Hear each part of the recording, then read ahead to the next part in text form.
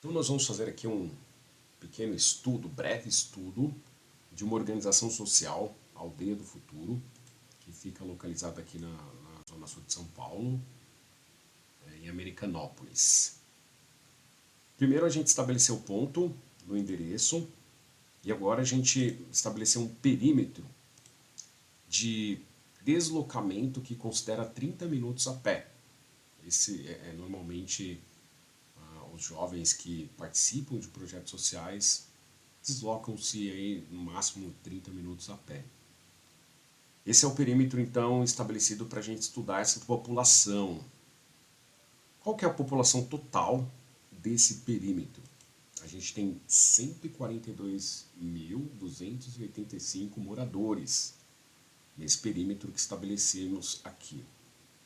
Essa informação sozinha não ajuda muito, mas quando a gente soma essa informação com outros indicadores, a gente vai começar a entender o território. Lembrando que os pontos com a cor mais intensa é onde se concentra a maior quantidade da população.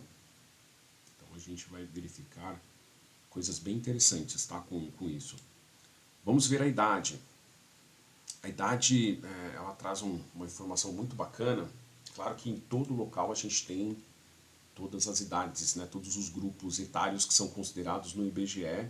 Inclusive esses dados eles já estão atualizados com a última versão aí do IBGE. Bom, muito próximo, no entorno aqui da Aldeia do Futuro, a gente tem uma concentração bem interessante de jovens de 20 a 29 anos. Veja que interessante, 20 a 29 anos representados pela cor lilás. É possível notar que esse grupo ele aparece com bastante força na parte sul por completo, né? E um pouco aqui na leste também, do perímetro. E tem outro grupo que é o grupo, se a gente observar bem aqui, de meia idade, né?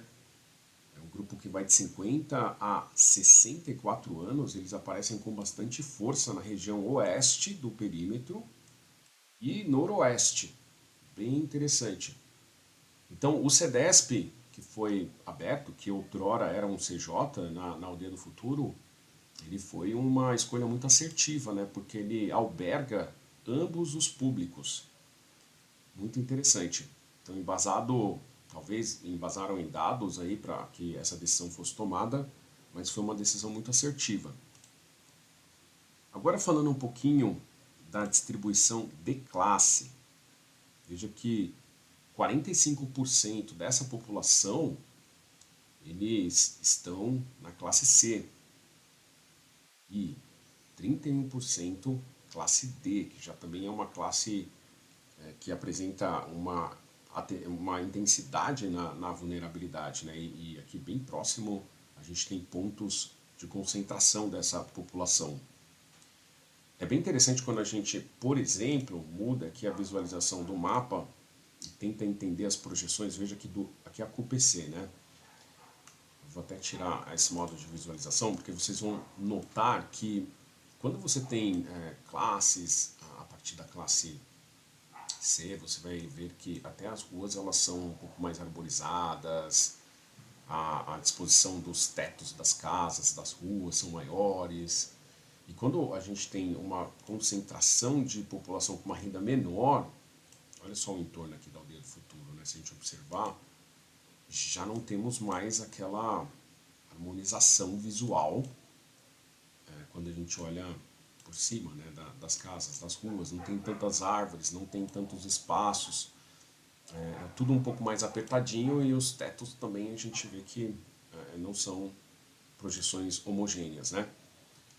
Isso é bem característico de centros de populações que possuem vulnerabilidades mais latentes. Então, a Aldeia do Futuro ela está bem localizada no entorno, tem populações que precisam de atenção.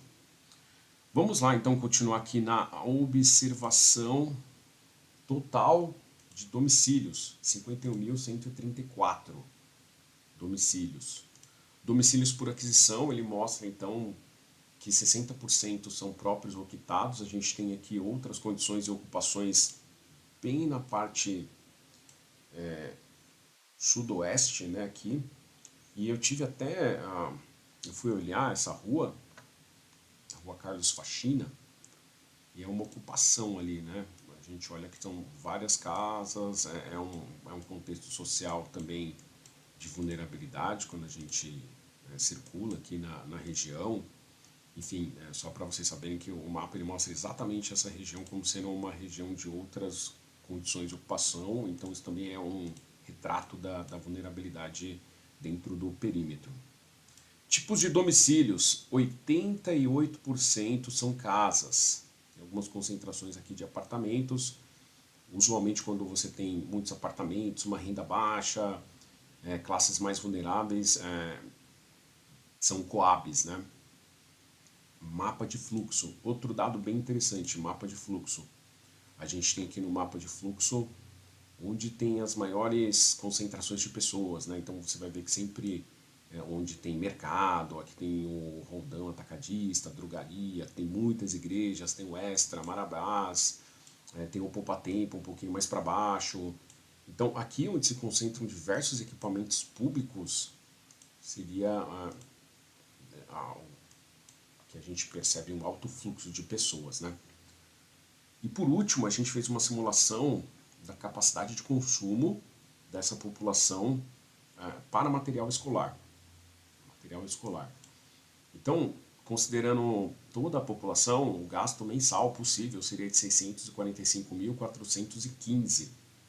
Esse dado sozinho não é nada, mas se a gente dividir pela população total, que é de 142.285 pessoas, a gente vai ver claramente que é um recurso muito baixo, né? Um recurso muito, muito baixo.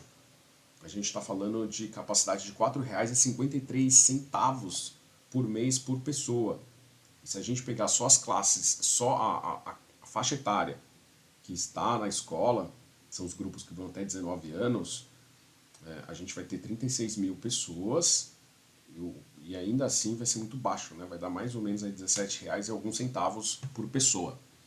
A ideia aqui é só mostrar uma projeção, entender melhor os dados para ser mais assertivo no entendimento e nas propostas pedagógicas quando a gente fala de projeto social, tá bom? E também para mostrar que quando a gente se embasa em dados, a nossa decisão ela não fica no achismo, ela fica muito mais assertiva. E é isso aí, obrigado.